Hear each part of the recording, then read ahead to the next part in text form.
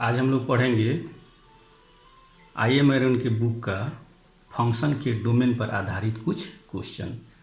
इसका question number है 1.2.22 का ए।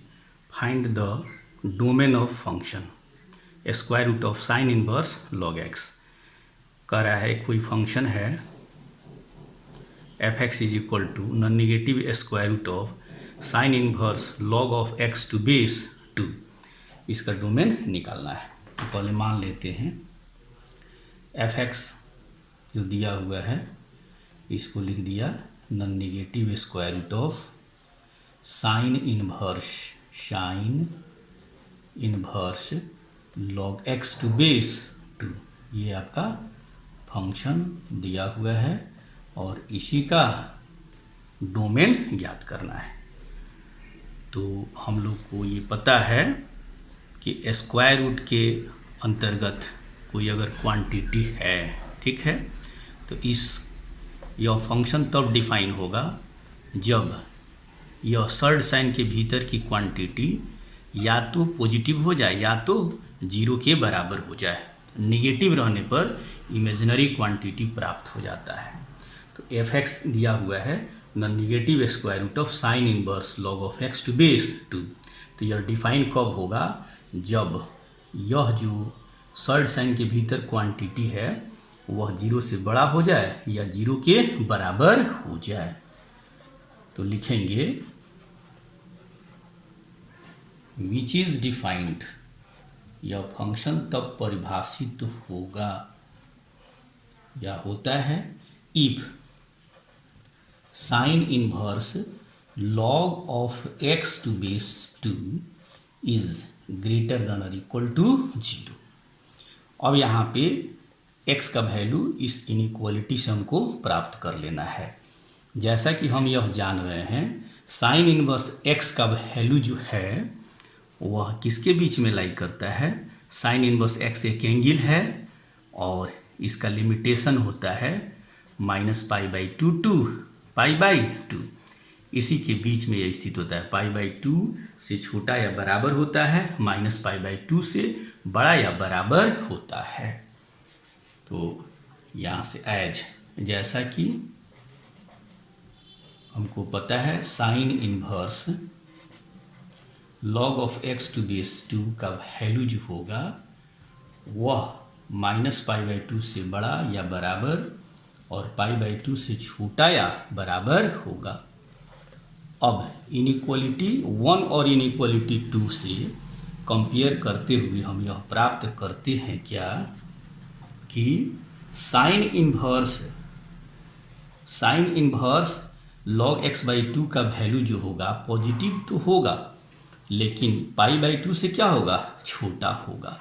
इन दोनों को कंपेयर करते हैं तो यही हम प्राप्त करेंगे कि साइन इनवर्स लॉग x/2 का वैल्यू 0 से बड़ा या बराबर होगा, π/2 से छोटा होगा। जैसे यहाँ पे इसका मान बता रहा है -π/2 और π/2 के बीच में, ठीक है। और फिर ये बता रहा है इक्वेशन 1 बता रहा है, इनइक्वालिटी 1 जो है वह बता रहा है 0 से बड़ा बता रहा है। इनइक्वालिटी 2 क्या बता रहा है, -π/2 और π/2 के बीच में बता रहा है या इनके बराबर है। तो कह रहा है क्या कि साइन इनवर्स लॉग x/2 जो होगा वह 0 से बड़ा या बराबर और π/2 से छोटा या बराबर होगा। तो यहाँ से हम लिखते हैं sine inverse log x to base 2 का जो वैल्यू होगा वह 0 से बड़ा या बराबर लेकिन π/2 से छोटा या बराबर होगा, ठीक है। अब हमको x का वैल्यू जब निकालना है तो सबसे पहले तो हमको साइन इनवर्स इसको गायब करना जरूरी है और हमको यह पता है साइन इनवर्स, ठीक है, साइन इनवर्स x बराबर क्या होता है, sine inverse x is equal to x, ठीक है। तो अगर हम इन तीनों में साइन अगर ले लेते हैं तो यहाँ पर साइन इनवर्स जो होगा वह क्या हो जाएगा, गायब हो जाएगा। तब जैसा कि हम जान रहे हैं कि जब कोई एंगल 0 और π/2 के बीच में स्थित होता है, ठीक है, तब उसका अगर हम साइन लेते हैं तो यह जिस ऑर्डर में है वह सेम ऑर्डर वहाँ भी लागू होगा, ठीक है, अर्थात सेम इनइक्वलिटी होल्ड करेगा। क्योंकि 0 और π/2 जब एंगल 0 से बढ़ करके π/2 होता है तो साइन इंक्रीज करता है, ठीक है, तब इनइक्वलिटी का साइन यहाँ चेंज नहीं होगा। तब यहाँ पे हम लिखते हैं sine 0 sine inverse log x to base 2, inequality का साइन चेंज नहीं होगा। फिर यहाँ से यहाँ लिखेंगे साइन π/2। अब यहाँ sign inverse log x/2, x की जगह क्या हो गया log x/2, तो यहाँ प्राप्त हो जाएगा इस आधार पर log of x to base 2। ऐसा नहीं है कि साइन से साइन इनवर्स को कटा दीजिए, कटाना नहीं चाहिए। यह साइन इनवर्स x क्या होगा, x के बराबर होगा। और फिर साइन 0 का वैल्यू क्या हो जाएगा, 0 हो जाएगा। और साइन π/2 का वैल्यू क्या होगा, 1 होगा, ठीक है। अब यहाँ से 0 को हम लिख सकते हैं log ऑफ 1 टू बेस 2, और इसको ज्यों का त्यों लिख दीजिए log of x to base 2, और फिर ये हो जाता है log ऑफ 2 टू बेस 2। अब यहाँ से हम देखेंगे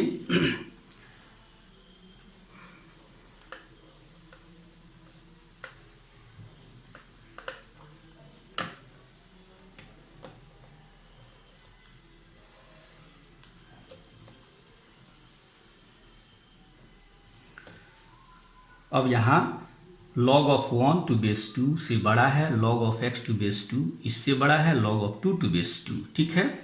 यहाँ जो आपका लॉगरिथम का बेस है वह क्या है, 2 है, और यह 2 1 से क्या है, बड़ा है।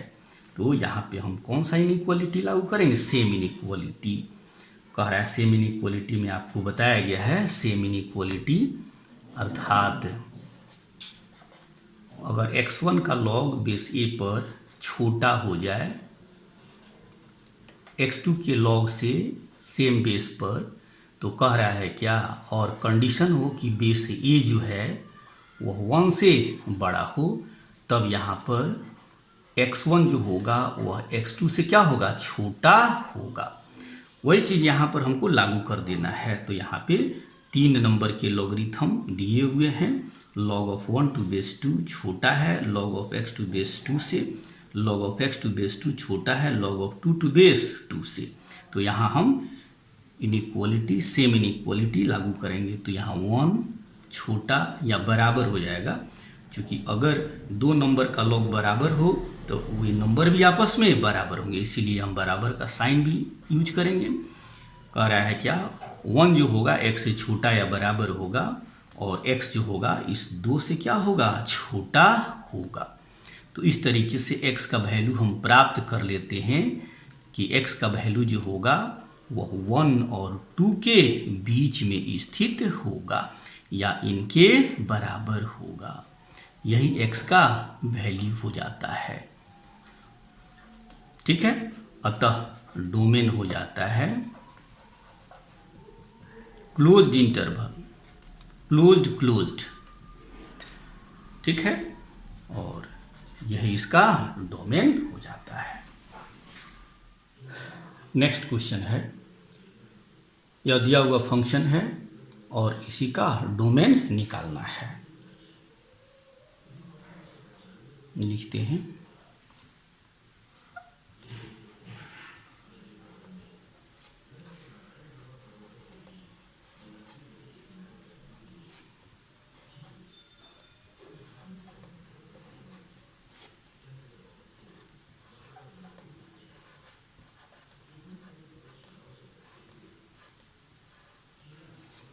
यहाँ बेस 2 है और इस बेस 2 पर किसका लॉगरिथम है, तो इसका लॉगरिथम है। फिर यहाँ बेस 3 है और यहाँ कौन सा नंबर है, तो log of x to base 4 है। तो कह रहा है यह फंक्शन x के जिन जिन मानों के लिए डिफाइन होगा, x के उन मानों का जो सेट है वही क्या कहलाता है, डोमेन कहलाता है, ठीक है। तो हम लोग यह जानते हैं log of n to base a, यह डिफाइन कब होता है? जब n पॉजिटिव हो, a पॉजिटिव होते हुए a 1 के बराबर नहीं हो। तब ऐसे स्थिति में हम क्या देख रहे हैं? यहाँ बेस क्या है? 2 है, और यहाँ इसको नंबर बना लीजिए। ये क्या है? नंबर है। इस लॉग का ये क्या है? नंबर है। तो n की जगह पर है इतना, n की जगह पर ये नंबर दिया हुआ है। तो यह डिफाइन कब होगा? जब यह नंबर जो होगा वह क्या हो जाए? पॉजिटिव हो जाए। तो यहाँ लिखेंगे, यह परिभाषित होता है विच इज डिफाइंड, और कंडीशन डाल देंगे, डिफाइंड इफ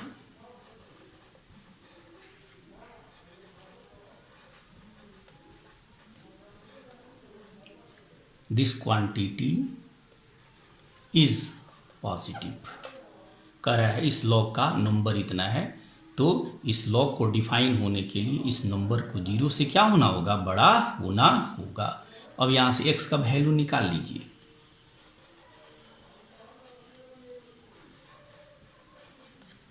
बेस यहाँ 3 है, log of x to base 4। अब इस 0 के बदले हम लिख सकते हैं log, यहाँ बेस 3 है तो यहाँ बेस 3 डाल दीजिए। इस बेस को सोचना है, बेस 3 डाल दिया। यहाँ नंबर है तो यहाँ भी एक नंबर जिसका log 0 होता हो तो 1 का log क्या होगा? 0 के बराबर होगा।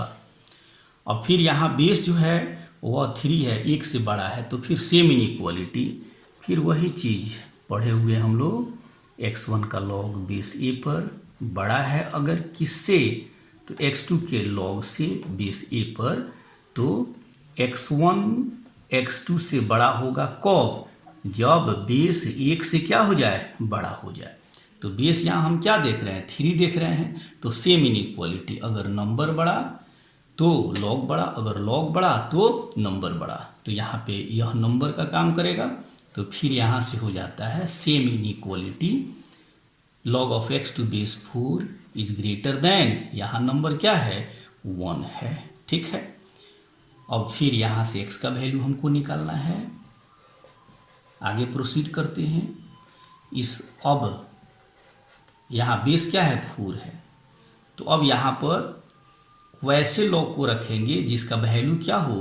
बेस 4 पर 1 हो। तो यहाँ बेस 4 पहले हम डाल देंगे। अब कह रहा है क्या कि नंबर को भी 4 कर देंगे, बेस भी 4 होगा, तो इसका वैल्यू क्या हो जाएगा? 1 हो जाएगा। और फिर यहाँ पर सेम इनइक्वालिटी, फिर ये सेम इनइक्वालिटी लागू होगा। यहाँ एक नंबर है, फिर यहाँ एक नंबर है। इस x का log बेस 4 पर बड़ा है 4 के log से। ठीक है। तो कह रहा है यहाँ बेस जो है वह 1 से बड़ा है, 4 है तो 1 से बड़ा है, तो सेम इनइक्वालिटी।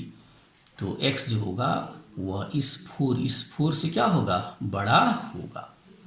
तो कह रहा है x का वैल्यू प्राप्त हो गया कि x 4 से क्या होगा? बड़ा होगा। तो फाइनली हम प्राप्त करते हैं कि x का जो वैल्यू होगा वो 4 से बड़ा होगा। नंबर लाइन पर इसको हम दिखा देते हैं। ठीक है। अब इस तरीके से यह इसका डोमेन हो जाता है। ओपन, 4 को शामिल नहीं करना है, 4 को शामिल नहीं करना है। और x का वैल्यू किससे बड़ा लेना है? तो 4 से बड़ा लेना है। ठीक है। अब यहाँ डोमेन आप लिख दीजिए। तो क्या हो गया? 4 टू इन्फिनिटी ओपन इंटरवल। बात समझ में आई? अगला क्वेश्चन है, find the domain of function f(x) is equal to 1/x plus 2 to the power arc sine x। Arc sine x का मतलब है साइन इनवर्स x का principal value sine inverse x plus 1 upon non negative square root of x minus 2। यही दिया हुआ function है और इसी का डोमेन ज्ञात करना है। तब यहाँ पे लिखते हैं हम लोग f(x) 1/x reciprocal function, 2 to the power arc sine x है, लिख सकते हैं sine inverse x plus 1 upon non negative square root of x minus 2। अब कह रहा है ये फंक्शन x के जिन मानों के लिए डिफाइन होगा उन सारे मानों का जो सेट होगा वही इस फंक्शन का डोमेन होगा। तो यहाँ पे हम यह देख रहे हैं कि तीन फंक्शन का सम है, 1/x है, फिर ये है आपका 2 to the power sine inverse x है, और ये है 1 upon non negative square root of x minus 2। तो 1/x को डिफाइन होने के लिए यह एक रेशनल फंक्शन है, 1/x p/q के फॉर्म में है। यह तब डिफाइन होगा जब x 0 के बराबर नहीं होगा, अर्थात x 0 को छोड़ करके, x बराबर 0 को छोड़ करके यह 1/x x के सारे मानों के लिए डिफाइन है। ठीक है, उसी तरीके से यहाँ पर हम x का मान पता कर लेंगे, यहाँ पे x का मान पता कर लेंगे, और तीनों का जो कॉमन वैल्यू होगा, ठीक है, वही डोमेन होगा। तो इन तीनों के डोमेन का जो इंटरसेक्शन होगा वही fx का डोमेन हो जाता है। तो यह डिफाइन होगा, उसके लिए लिख जाइए विच इज डिफाइंड इफ, यह तब परिभाषित होगा जब x 0 नहीं हो, इसके लिए लिख दिया, अर्थात 0 को छोड़ करके x के सारे मानों के लिए डिफाइन है। फिर दूसरा लिख दीजिए 2 साइन इनवर्स x, तो कह रहा है इसका डोमेन डिपेंड करेगा साइन इनवर्स x के डोमेन पर, अर्थात साइन इनवर्स x कब डिफाइन होगा, जब x का वैल्यू -1 और 1 के बीच में स्थित होगा या इनके बराबर होगा। हम लोग को पता है साइन इनवर्स x तब डिफाइन होगा जब x का वैल्यू -1 और 1 के बीच में स्थित होगा। तो यहाँ के लिए हो गया x का वैल्यू -1 और 1 के बीच में स्थित होगा, और फिर यहाँ पर थर्ड साइन के भीतर है x माइनस 2, और ये डिनोमिनेटर क्या है, डिनोमिनेटर में है 1/this। तो ये कब डिफाइन होगा, जब x माइनस 2 क्या हो जाए, पॉजिटिव हो जाए। स्पष्ट है ना। थर्ड साइन के भीतर अगर कोई पॉजिटिव क्वांटिटी हो या 0 हो तब डिफाइन होगा, नेगेटिव क्वांटिटी पर यह क्या हो जाएगा, इमेजिनरी हो जाता है। ठीक है, लेकिन चूंकि यह डिनोमिनेटर में है इसीलिए इसको 0 के बराबर भी नहीं होना होगा। ठीक है, तो x माइनस 2 सिर्फ क्या होगा, पॉजिटिव होगा। ठीक है, अब यहाँ से हो गया x is not equal to 0, फिर x का वैल्यू यहाँ बता रहा है -1 और 1 के बीच में है, और यहाँ से x का वैल्यू जो है वह 2 से क्या हो गया, बड़ा हो गया। अब यहाँ पे नंबर लाइन पे इसको दिखाते हुए इसके इंटरसेक्शन को ले लेते हैं। तो यहाँ से बता रहा है x -1 और 1 के बीच में है, -1 डाला, 0 लिखा, 1 लिखा, यहाँ 2 लिखा। ये वैल्यू x बराबर बता रहा है कि -1 और 1 के बीच में, किसके बीच में, -1 और 1 के बीच में स्थित है। तो यहाँ से कर दीजिए x का वैल्यू -1 और 1 के बीच में। ठीक है, और पुनः x का वैल्यू -1 और 1 को भी शामिल कर लीजिए। ठीक है, अब ये हो जाता है x का वैल्यू यहाँ से यहाँ तक। फिर कह रहा है x का वैल्यू 2 से बड़ा है, x का वैल्यू क्या है, 2 से बड़ा है, 2 से बड़ा है। अगर x का वैल्यू -1 और 1 के बीच में इसको नंबर लाइन के अपर पार्ट पर दर्शाया गया है, दिखाया गया है, तो यहाँ पे दूसरे सॉल्यूशन को नंबर लाइन पर नीचे दर्शाइए। ठीक है, ताकि कॉमन वैल्यू लेने में आसानी होगी। तो x का वैल्यू 2 से क्या हो गया, बड़ा हो गया। ठीक, अब देखिए तो इसका और इसका इंटरसेक्शन क्या हो जाएगा, फाई हो जाएगा। इसमें और इसमें एक भी मान शामिल नहीं है। ठीक है, तब इसका इंटरसेक्शन फाई हो गया, और फिर फाई के साथ हमको अब x सारे मान को लेना है, लेकिन 0 को छोड़ करके, इस 0 को छोड़ करके। तो मानते हैं कि इस जीरो को छोड़ करके जो वैल्यू हमारा है x के सारे वास्तविक मान और उसका इंटरसेक्शन उसका इंटरसेक्शन फाइव के साथ अगर करते हैं तो क्या हो जाएगा, 5 हो जाएगा। -1 और 1 के बीच जितने सारे मान हैं 2 से बड़ा, ठीक है, तो इन दोनों का जो इंटरसेक्शन होगा 5 हो जाएगा। और 5 का इस सेट के साथ जो सेट क्या बता रहा है कि टोटल रियल नंबर एक्सक्लूडिंग 0 बता रहा है, 5 के साथ उसका इंटरसेक्शन क्या हो जाएगा, 5 हो जाएगा।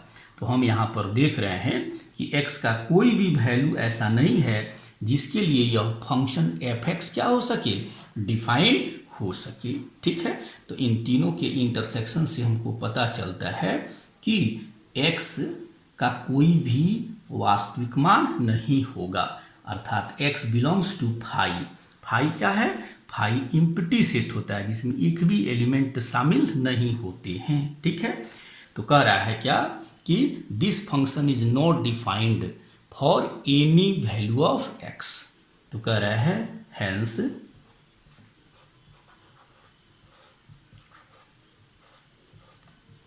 The function f(x) is not defined for any value of x। किसी भी वैल्यू के लिए डिफाइन नहीं है, एनी वैल्यू ऑफ x। यही हमारा आंसर हो जाता है।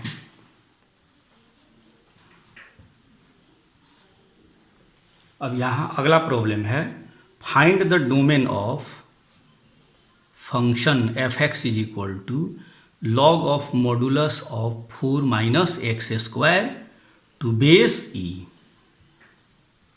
इस फंक्शन का डोमेन निकालना है। तो फंक्शन को पहले लिख जाते हैं, log of modulus of 4 - x² to base e। फिर उसी तरीके का प्रॉब्लम यह प्राप्त हो रहा है, log of n to base a के रूप में है फंक्शन। अब यह फंक्शन डिफाइन होगा, log of n to base a define होगा जब n पॉजिटिव हो, a पॉजिटिव होते हुए 1 के बराबर नहीं हो। तो बेस में क्या दिया हुआ है, बेस में e दिया हुआ है और e का वैल्यू हमको पता है 2.71 अप्रॉक्स लगभग होता है, ठीक है, अप्रॉक्स, ठीक है। तो हम यहाँ देख रहे हैं कि e का वैल्यू जो है वह पॉजिटिव है और 1 के बराबर नहीं है, अतः कंडीशन हमारा हो जाएगा मॉडुलस ऑफ 4 - x² जो n के स्थान पर है। अब यहाँ मॉड ऑलरेडी लगा हुआ है, तो कह रहा है क्या कि किसी भी रियल नंबर का जो मॉडुलस होता है वह क्या होता है, 0 से बड़ा या बराबर होता है। मॉड x इज पॉजिटिव और equal to 0 if x is real, अगर x क्या हो, रियल नंबर हो, ठीक है। अब यहाँ पे कह रहा है कि इसको 0 के बराबर भी नहीं होना है, तो कह रहा है क्या कि यह 0 के बराबर कब नहीं होगा, जब 4 - x² जो है वह 0 के बराबर नहीं हो। अब मॉडुलस के भीतर 4 - x² पॉजिटिव हो तो उसका मॉड पॉजिटिव हो जाएगा, अगर नेगेटिव नंबर हो तो भी उसका मॉड क्या हो जाएगा, पॉजिटिव हो जाएगा। मॉडुलस के भीतर अगर नेगेटिव नंबर हो तो भी पॉजिटिव हो जाएगा, और अगर पॉजिटिव है तो पॉजिटिव तो होगा ही, ठीक है। तो यह डिफाइन कब होगा, जब 4 - x² सिर्फ 0 के बराबर नहीं हो, क्योंकि 0 के अलावा अगर ये पॉजिटिव होगा तो भी इसका मॉडुलस पॉजिटिव हो जाएगा, नेगेटिव होगा तो भी इसका मॉडुलस क्या हो जाएगा, पॉजिटिव हो जाएगा। विच इज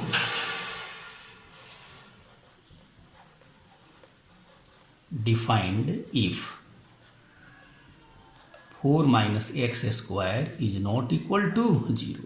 सिर्फ यह 0 के बराबर नहीं हो, 0 के अलावा कुछ भी होगा तो यह फंक्शन परिभाषित होगा, अर्थात यहाँ से हो जाएगा x² is not equal to 4, और डायरेक्ट आप लिख सकते हैं x is not equal to ±2। 2।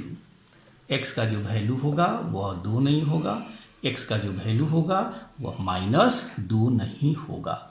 अर्थात इस -2 और +2 को छोड़ करके यह फंक्शन जो है वह x के सारे मानों के लिए डिफाइन है। f(x) is defined for all x belongs to R except the value 2 and -2 defined for all x belongs to R except x is equal to +-2 except that is छोड़ करके, इसको छोड़ करके x बराबर +-2 को छोड़ करके x के सारे मानों के लिए, सारे वास्तविक मानों के लिए फंक्शन क्या है, डिफाइन है। इसीलिए इस फंक्शन का डोमेन क्या हो जाएगा, the set of real numbers minus, इसको सेट के रूप में लिखेंगे, इसमें से 2 और -2 को हम क्या करेंगे, हटा लेंगे। ठीक है, यही इस फंक्शन का डोमेन हो जाता है। अगला क्वेश्चन है, find the domain of f(x) is equal to non negative square root of cos sin x plus sine inverse 1 + x² upon 2x। दो फंक्शन का यह सम है। तो कह रहा है कि इस फंक्शन f(x) का डोमेन होगा square root of cos sin x, इस फंक्शन का डोमेन, और दूसरा साइन इनवर्स 1 + x² 2x, इसके डोमेन, दोनों के डोमेन के इंटरसेक्शन के बराबर होगा। तो इसका डोमेन पहले निकालते हैं, फिर उसके बाद इसका, चाहे एक साथ भी निकाल सकते हैं। तो यहाँ पे लिखेंगे f(x) is equal to non negative square root of cos sin x plus sine inverse, arc sine का मतलब साइन इनवर्स, यहाँ पे 1 + x² अपॉन 2x दिया हुआ है। अब यह कब डिफाइन है, दोनों को साथ ही में लिखते हैं।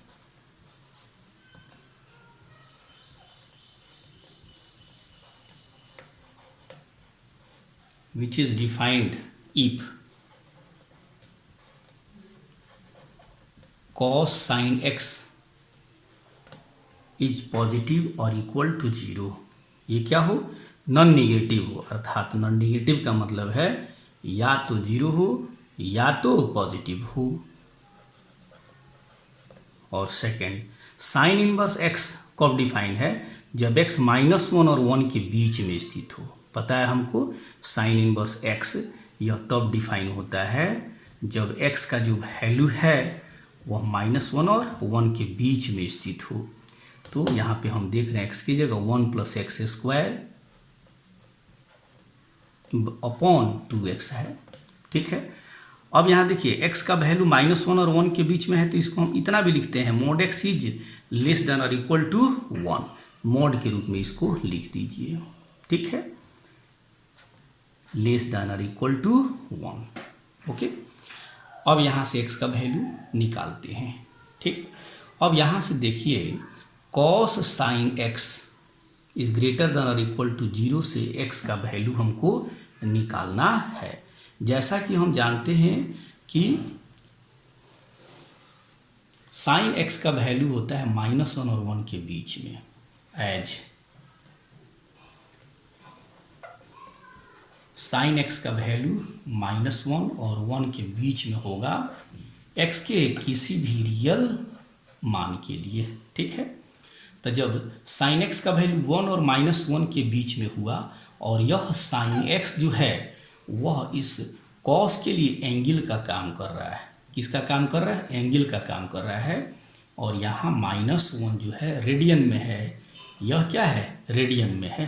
ठीक है, तो हम जानते हैं 1 रेडियन का मान जो होता है वह 57 डिग्री 17 मिनट करीब होता है।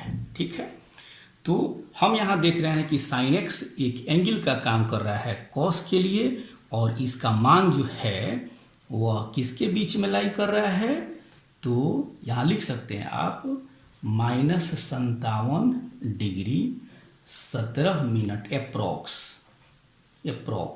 ठीक है। और फिर ये हो जाता है 57 डिग्री 17 मिनट अप्रॉक्स, ये अप्रॉक्स वैल्यू है, ठीक। अब कह रहा है कि साइन एक्स एक एंगल है जिसका वैल्यू -57 डिग्री 17 सेकेंड और +57 डिग्री 17 सेकेंड के बीच में स्थित है या इनके बराबर है। अगर हम इसको डायग्राम से समझते हैं तो ज़्यादा क्लियर होगा। यहाँ पे आपका हो जाता है लगभग ये एंगल हो गया और ये एंगल हो गया, ये एंगल हो गया 57 डिग्री 17 मिनट और ये एंगल हो गया -57 डिग्री 17 मिनट। अर्थात एंगल फाइनली जो है वह कहाँ पर स्थित है, तो फर्स्ट क्वाड्रेंट में स्थित है और फोर्थ क्वाड्रेंट में स्थित है। और जब एंगल इस दोनों क्वाड्रेंट में स्थित होगा तो वैसे स्थिति में कॉस क्या होगा, पॉजिटिव होगा। तो कह रहा है क्या कि this inequality is true for all x. तो कह रहा है क्या, इसीलिए cos x sine x is greater than, ठीक है, इज ग्रेटर देन और equal to 0 is true for all x, is true for all x, is true for all x belongs to R. X के सारे वास्तविक मानों के लिए यह क्या होगा, सही होगा।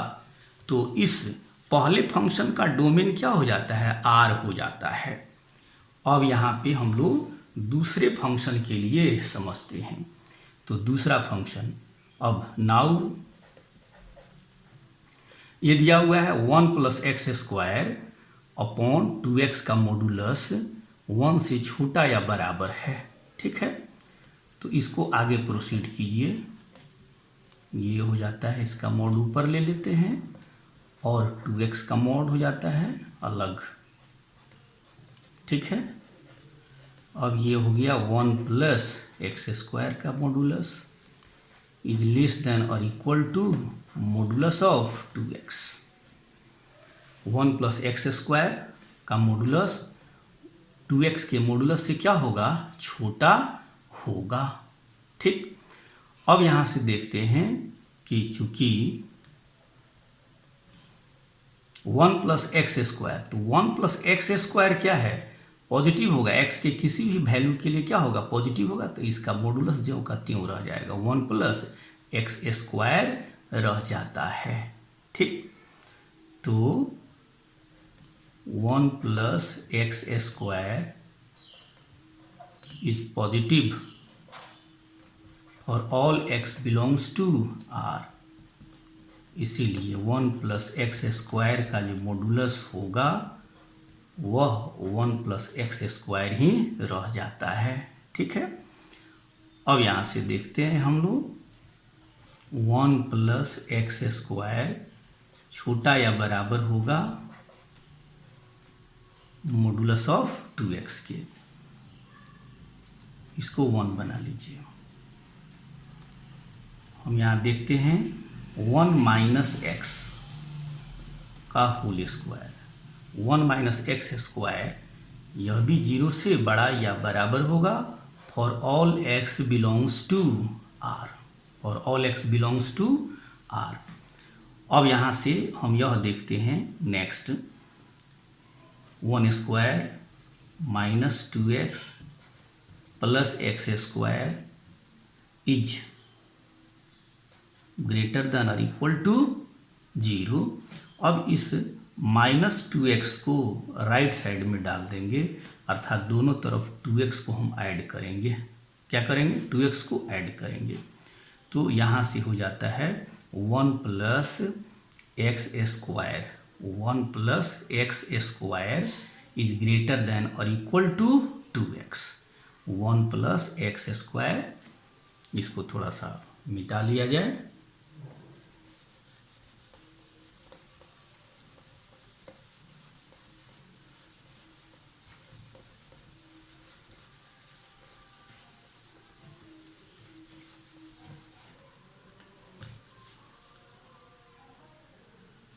यहाँ से प्राप्त हो जाएगा 1 plus x square is greater than और इक्वल टू 2x। ठीक है, 1 प्लस एक्स स्क्वायर जो होगा वह बड़ा या बराबर होगा 2x के। ठीक, अब यहाँ पे देखिए जब 1 प्लस एक्स स्क्वायर 2x से क्या होगा, बड़ा होगा, तो यह पॉजिटिव है, तो इसका मॉडुलस भी 2x के मॉडुलस से क्या होगा, बड़ा होगा। अगर कोई नंबर किसी दूसरे नंबर से बड़ा है तो उसका मॉडुलस भी उस नंबर से क्या होगा, बड़ा होगा। अब इसको आप सेकंड इनइक्वालिटी कर दीजिए। अब फर्स्ट और सेकंड इनइक्वालिटी से यहाँ हम देख रहे हैं कि 1 प्लस एक्स स्क्वायर का मॉडुलस, यहाँ पे रख दिए 1 प्लस एक्स स्क्वायर का मॉडुलस। ठीक है, यह 2x से छोटा या बराबर है, और फिर बता रहा है 1 प्लस एक्स स्क्वायर का मॉडुलस 2x से क्या होगा, बड़ा या बराबर होगा। तो 1 और 2 यह दोनों सही समझे जाएंगे जब 1 प्लस एक्स स्क्वायर का मॉडुलस सिर्फ क्या होगा, 2x के मॉडुलस के बराबर होगा। चूंकि ये बता रहा है छोटा या बराबर, ये बता रहा है बड़ा या बराबर, तो फ्रॉम 1 and 2, 1 और 2 से इनइक्वालिटी 1 और 2 से हो जाता है। Modulus of 1 plus x square जो होगा वह क्या होगा, 2x के मॉडुलस के बराबर होगा। ठीक है, अब यहाँ से हम यहाँ देख लेते हैं 1 प्लस एक्स स्क्वायर का मॉडुलस सिर्फ होगा 1 plus x square is equal to कितना, मॉडुलस ऑफ 2x।